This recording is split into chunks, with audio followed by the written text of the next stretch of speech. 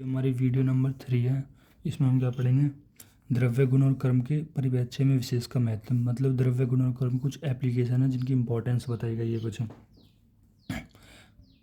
First video में हमने इसका परिभाषा, लक्ष्य, निरुक्ति और उसके हमने लक्षण और इसके भेद देख लिए है फर्स्ट और सेकंड वीडियो में। और थर्ड वीडियो हम देखेंगे द्रव्य गुण और कर्म के परिप्रेक्ष्य में विशेष का महत्व।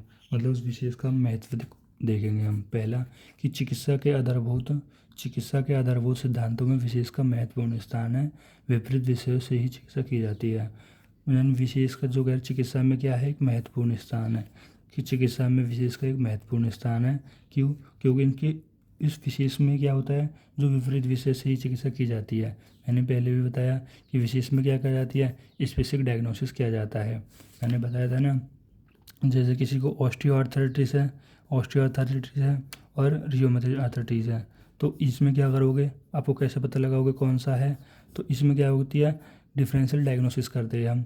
डिफरेंशियल डायग्नोसिस करते हैं तब पता लगा पाते हैं कि ये है या ये है, एक ही होगा कोई से एक टाइम पे। और ये भी मैंने आपको बता रहा है कि कैसे पता करते हैं। जैसे रियोमेटॉइड आर्थराइटिस में क्या होता है, इसमें जो तेल का, अगर आप तेल यूज़ करते हो ना, जहाँ पर जैसे मान लो घुटने में, नी में है, तो वहाँ पर तेल का करते हो तो वो अनुपस्या होगा, मतलब अनरिलीविंग फैक्टर होगा। अनरिलीविंग फैक्टर होगा मतलब आपका जो पेन है वो इंक्रीज होगा। मतलब इसमें तेल की मालिश करने से जो पेन है वो और ज़्यादा बढ़ेगा। इसमें पेन जैसा है वैसा ही रहेगा, इसमें पेन बढ़ जाएगा। पेन बढ़ेगा तो बोलोगे आप आम बात है, यानी रियोमेटॉइड आर्थराइटिस है। और नहीं बढ़ रहा तो ऑस्टियो आर्थराइटिस है। तो ये भी हम किससे करते हैं, विशेष से ही करते हैं। ज्वर की स्पेसिफिक विशेष चिकित्सा करते हैं कैसे, जैसे हम डिफरेंट जो ज्वर होते हैं, डेंगू होते हैं, मलेरिया होते हैं, तो ये भी हम पता कैसे कर पाते हैं, विशेष चिकित्सा से ही कर पाते हैं। क्योंकि हम चीज़ों को छांट लेते हैं इसमें हम। द्रव्य विशेष का आधार मानकर चिकित्सा, हम क्या मानेंगे, द्रव्य विशेष को आधार मानेंगे। जैसे मांस की वृद्धि है तो मांस की वृद्धि है, तो इसमें द्रव्य देखो, द्रव्य विशेष को आधार मान के चिकित्सा है।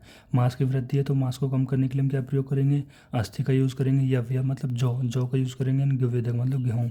तो इन सब का हम यूज़ करेंगे मांस की वृद्धि में।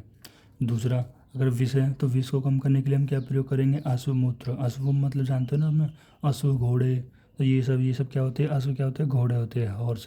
और एक और आयुर्वेद में अश्व को या घोड़े हॉर्स को एक और नाम देते हैं बाजी। बाजी। और आपने एक चीज़ और पढ़ी होगी बाजी नाम से, जैसे जैसे बाजीकरण चिकित्सा। बाजीकरण मतलब इनफर्टिलिटी, क्योंकि ये बाजीकरण ये जो है वो घोड़े का नाम ही लिया गया है। तब भी आप कह रहे हैं कि ऐसे कुछ प्रोडक्ट लेते हो जो स्पर्म को इंक्रीज करते हो, उस पर घोड़ा छपा होता है। क्यों छपा होता है? क्योंकि जो मेल के, मतलब जो घोड़े होते हैं उसके समय स्पर्म सब में ज़्यादा होते हैं, इसकी पावर, इसलिए उनमें घोड़ा छपा होता है। ठीक है। और जंगम विष को कम करने के लिए क्या प्रयोग करते हैं हम, स्थावर विष क्या होता है, मतलब ऐसे प्लांट यूज़ करते हैं जो उनको विष को कम कर देते हैं। हम पहले एक टाइम पे ऐसे ही यूज़ करते थे।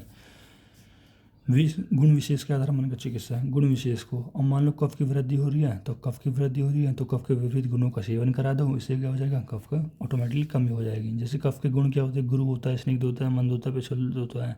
और इसके विपरीत गुण को लघु, रूक्ष्म, उष्ण, विशद। अब कफ की वृद्धि हो रही है तो कफ की वृद्धि क्या कराते हैं, तो कफ के विपरीत गुण वालों को सेवन करा दोगे, जिसमें हम क्या यूज़ करोगे, मधु। मधु तो आपने जानता है बेस्ट होता है। कि मधु क्या होता है, कह रहे कफ को कम करने के लिए बेस्ट होता है। और जैसे छोटे बच्चे में होता है, सुबह सुबह जो कफ होता है तो उनमें हमें मधु का सेवन कराना चाहिए ताकि उनमें कफ की शमन हो जाए। तीसरा होता है कर्म सामान्य, कर्म विशेष के आधार पर मानसिक चिकित्सा, कर्म विशेष के आधार पर मानसिक चिकित्सा।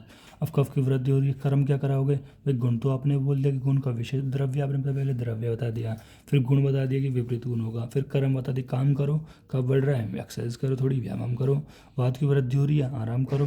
भाई वात की वृद्धि कैसे होती है, जब आप बहुत ज़्यादा काम कर जाते हो, बहुत ज़्यादा थक जाते हो, और जब आप आराम से रेस्ट करोगे तो वात तो ऑटोमेटिकली कम हो जाएगा।